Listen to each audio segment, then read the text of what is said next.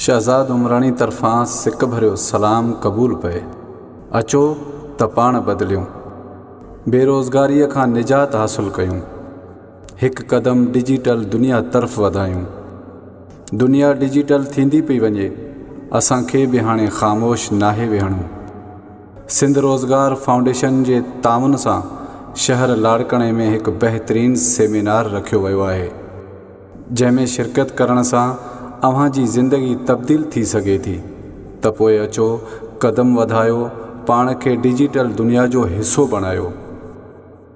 Life changing seminar लाड़कणो, जंहिं ज़रिए अव्हां खे मालूम थी सघंदो त कीअं थोरी महिनत करे असां ऑनलाइन हिकु सुठी कमाई करे सघूं था।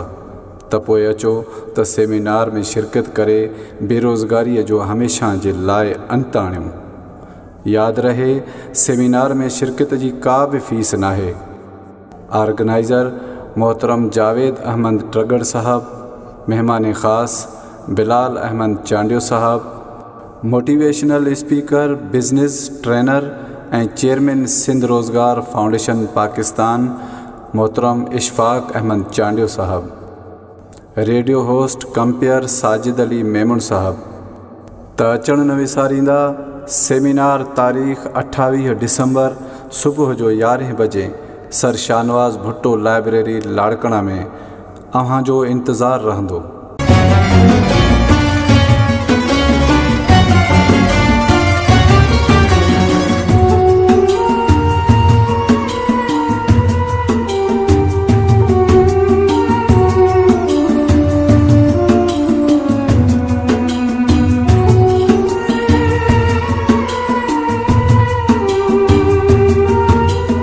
साथ सलामत, सिंध सलामत।